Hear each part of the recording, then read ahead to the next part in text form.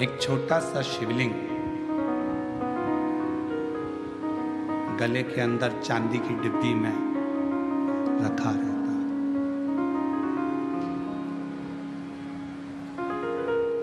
किसी वीर शैव लिंगायत संप्रदाय के किसी भी एक शिव भक्त से आप पूछें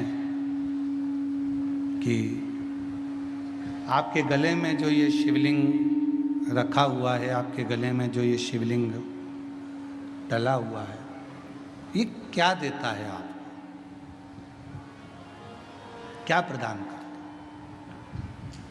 तो वीर शैव लिंगायत संप्रदाय के प्रत्येक माताएं, बच्चे, पुरुष आपको कहेंगे हमारे गले में हमारे गुरु ने जो ये शिवलिंग दिया है, ये शिवलिंग हमें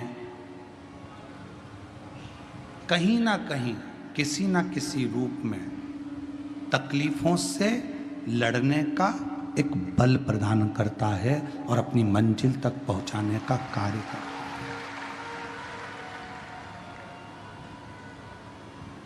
अब जिसने जाना शिवलिंग की महत्वता को वो जान गया। स्वयं ब्रह्मा जी शिवलिंग की महत्वता को नहीं जान पाए, सामने खड़े होकर कहते हैं इसका चरण कहाँ है, इसका शीश कहाँ है, जरा बता, इस शिवलिंग का चरण कहाँ और शीश कहाँ? आप में भी कई वीर शैव लिंगायत संप्रदाय के मुझे उम्मीद है कि शिव भक्त यहाँ बैठे होंगे। हमारा विश्वास कहता है क्योंकि शिव की कथा चल रही है तो ऐसा भाव है कि यहाँ बैठे हो। कितने लोग बैठे हैं वीर शैव लिंगायत संप्रदाय के? हाथ उठाओ जरा। बहुत सारे लोग बैठे होंगे। तो ये मेरा जो प्रणाम आपको। शिव तत्व जहाँ पर है बेटे, शिव तत्व ब्रह्मा जी नहीं जान पा रहे कि भगवान शंकर के शिवलिंग में है क्या, शिवलिंग में है क्या, आखिर ब्रह्मदेव को नहीं मालूम पड़ता। तब आखिरी में स्वयं भगवान नारायण से ब्रह्मदेव ने कहा इस शिवलिंग का चरण कहाँ है, डीले कम करो, इस शिवलिंग का चरण कहाँ है, इस शिवलिंग का शीश कहाँ है, वो तो मालूम पड़े कम से कम कहाँ है। भगवान नारायण ने कहा शिवलिंग के चरण को और शीश को देखने की जिद ब्रह्मा जी मत करिए। शंकर भगवान के शिवलिंग में, भगवान शंकर के शिवलिंग में आप जहाँ बैठकर उसको भजते हो वहीं पर चरण का दर्शन हो जाता है और जहाँ बैठकर पुकारते हो वहीं शीश का दर्शन हो जाता है। अब इसमें ये नहीं जपा जाता कि भगवान शंकर को रिझाने के लिए हमको इधर मुंह करना पड़ेगा, हमको उधर मुंह करना पड़ेगा, हमको इधर चेहरा करना पड़ेगा, हमको उधर चेहरा करना पड़ेगा।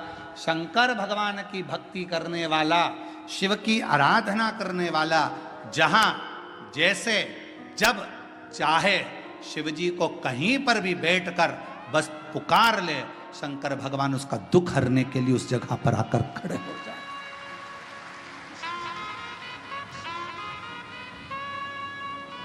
सब कुछ उसी का।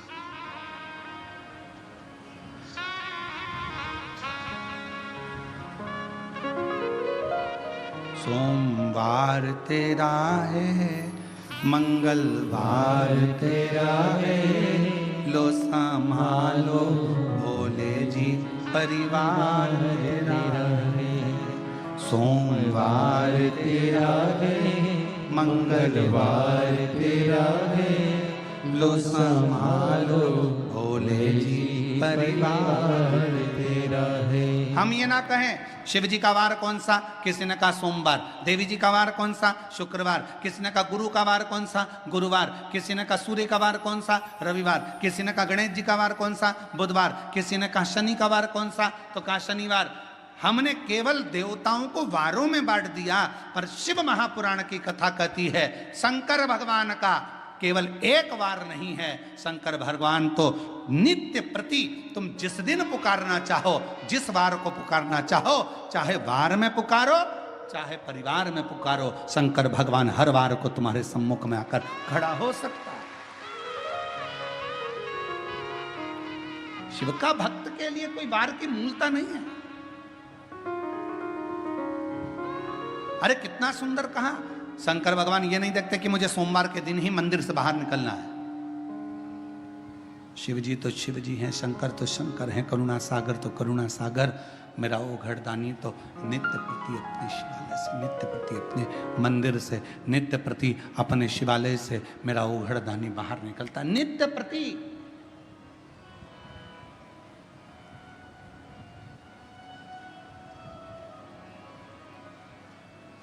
आप तो हर पल उसको स्मरण करिए।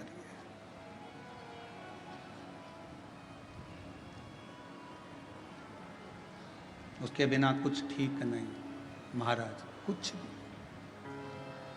एक पत्र है, अच्छा है।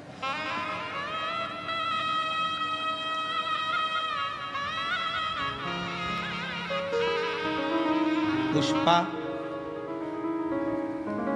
नाना साहेब पवार, पता तहसील बेजापुर, जिला संभाजी नगर, मुकाम पोस्ट चांदे गांव की रहने वाली हूँ। कहीं बैठी हो तो बेलपत्र लेने के लिए आ सकती। एक लोटे जल का मैं क्या वर्णन करूं गुरुदेव। मेरा बेटा 2 साल से नीट की परीक्षा की तैयारी कर रहा था, पर निकल नहीं रहा था। फिर मैं सीहोर गई, कंकर शंकर पूजा की, रुद्राक्ष लाई। बेटे से मैंने कहा कि तू मेहनत को 4 गुना बढ़ा। वो सीहोर वाला महाराज कहता है अगर तुम पढ़ाई कर रहे हो तो अपनी पढ़ाई को 4 गुना बढ़ाओ, कोई कर्म कर रहे हो तो कर्म को 4 गुना बढ़ाओ, रात दिन एक करो। वो सीहोर वाला महाराज कहता है कि अपने रात दिन एक करो, रात दिन एक कर कर अच्छी पढ़ाई कर, और पढ़ाई के साथ में आखिरी में शंकर भगवान पर बेलपत्र चढ़ाकर फिर तू एग्जाम के लिए जा। और मेरे बेटे ने वही किया गुरुदेव। 2 साल से जो पढ़ाई कर रहा था उस पढ़ाई को उसने 4 गुना बढ़ा लिया। आपके कहने पर भगवान शिव की कथा में मन भी लगाया और पढ़ाई को भी 4 गुना बढ़ाया। आज बाबा की कृपा से मेरे बेटे ने नीट का एग्जाम क्लियर कर लिया। अब वो बाबा की कृपा से डॉक्टरी की पढ़ाई कर रहा है। मैं शिव को प्रणाम करता हूं। एक पत्र और अच्छा है, देखिए।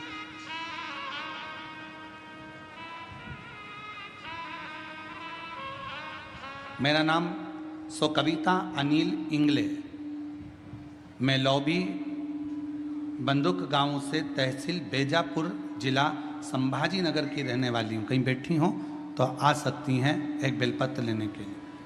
बाबा सुनता है ये मैंने देख लिया गुरुदेव। मेरी बेटी नीट की परीक्षा पहले दी, फिर नहीं हुआ, फिर परीक्षा दी।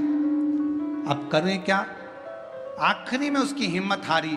तब मैंने अपनी बेटी से कहा, वो सीहोर वाला बाबा कहता है कि मेहनत को 4 गुना कर दो और अपनी मेहनत को 4 गुना करो, पढ़ाई करो और ऐसी करो कि रिजल्ट तुम्हारे पक्ष में आए। बाबा के भरोसे रखकर मेरी बेटी ने 3री बार नेट का एग्ज़ाम दिया और बाबा की कृपा से आज मेरी बेटी नीट एग्ज़ाम क्लियर कर ली। बाबा की कृपा से वो MBBS की पढ़ाई में सिलेक्ट हुई। मैं बाबा को यहाँ प्रणाम करने के लिए आया। अब ये 2 पत्र अपन ने पढ़े, इन 2 पत्रों को अपन ने देखा। इसमें सीहोर वाले महाराज ने कुछ करा क्या? जम के बोलो, कुछ भी नहीं। इसमें किसने क्या करा? उन बच्चों ने अपनी मेहनत को 4 गुना करा,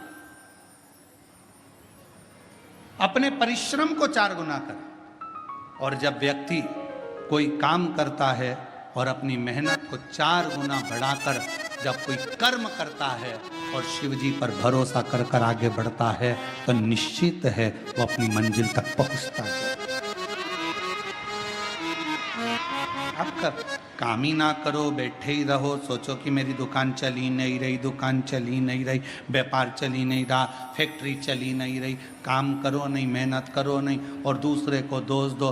पत्रिका वाले को बुलाओ, पत्रिका दिखाओ, वास्तु वाले को दिखाओ, वास्तु दिखाओ, नग वालों को बुलाओ, नग पहन लो, सबसे पूछ लो क्या हो गया। कोई कहेगा वास्तु का दोष है, कोई कहेगा पितृ का दोष है, कोई कहेगा काल सर्प दोष है। अपने अंदर का दोष देख नहीं रहे कि अपना भी तो दोष है, कि अपन अपना AC का रूम छोड़कर थोड़ा बाहर निकलें तो सही, थोड़ी मेहनत 4 गुना बढ़ाए तो सही, व्यापार को 4 गुना करे तो सही। जब अपनी लगन, अपनी मेहनत, अपना परिश्रम जब हम 4 गुना बढ़ाते हैं तो एक ना एक दिन अपनी मंजिल तक पहुंच कर ही रहते हैं। थोड़ा बढ़ाओ, थोड़ा करो मेहनत, थोड़ा परिश्रम करिए।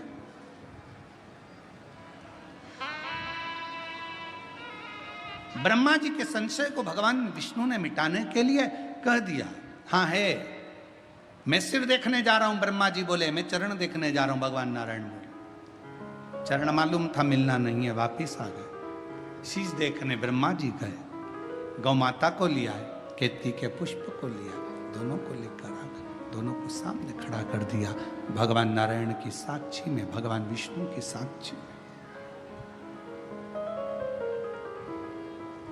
ब्रह्मा जी ने पूछा भगवान विष्णु से, क्या आपको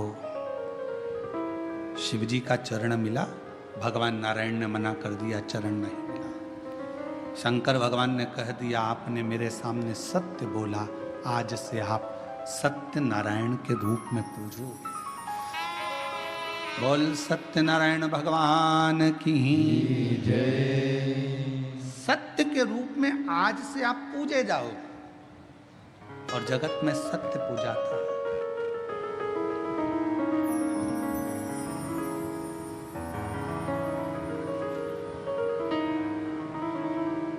थोड़ा सत्य का जीवन जियो। ब्रह्मा जी से पूछा, क्या आपको शिव जी के शीश का दर्शन हुआ? हाँ। ना मानो तो पूछ लो केतकी के फूल को। केतकी के पुष्प ने झूठ बोल दिया, शिवलिंग में से आकाशवाणी हो गई, ये केतकी का फूल झूठ बोलता है। श्राप देता हूं, भगवान शिव बोले, ये केतकी का पुष्प शंकर पर कभी नहीं चढ़ेगा। गौ माता ने झूठ बोला। शिव जी ने कहा, सारा शरीर पवित्र रहेगा पर मुख अपूज्य रहे। भारत की भूमि पर सारे मंदिरों की परिक्रमा आगे से होती है। कन्यादान, अन्नदान, वस्त्र दान, मुद्रा दान, स्वर्ण दान, भूमि दान, जो भी दान होता है वो आगे से होता है।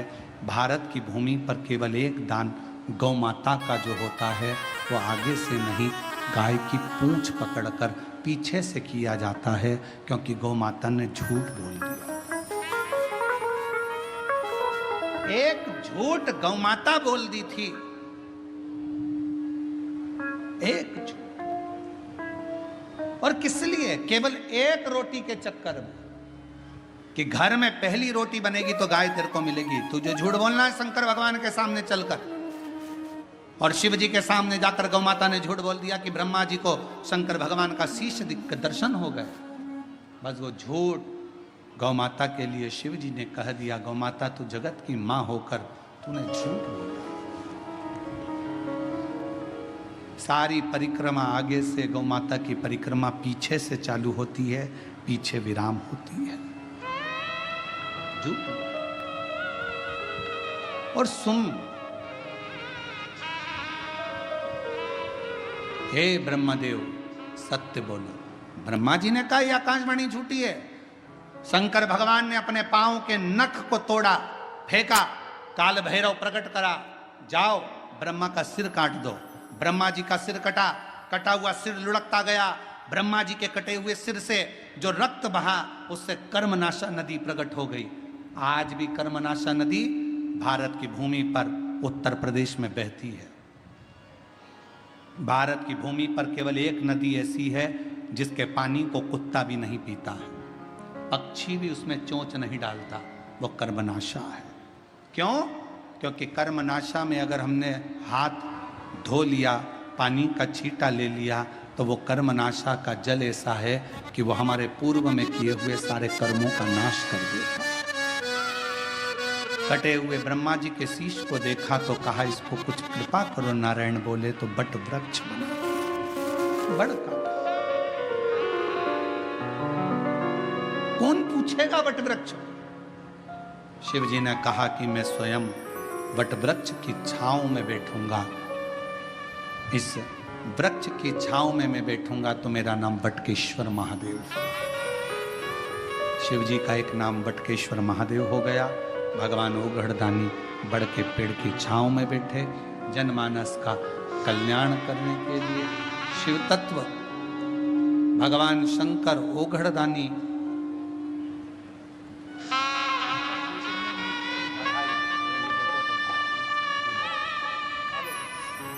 बेटे ने नीट का एग्ज़ाम क्लियर करा है, एक बार जोरदार ताली बजाओ बच्चों के लिए जो इतना मेहनत परिश्रम कर कर आगे बढ़ते हैं और पूर्ण परिश्रम के साथ सुख पाते हैं, उसके लिए आनंद।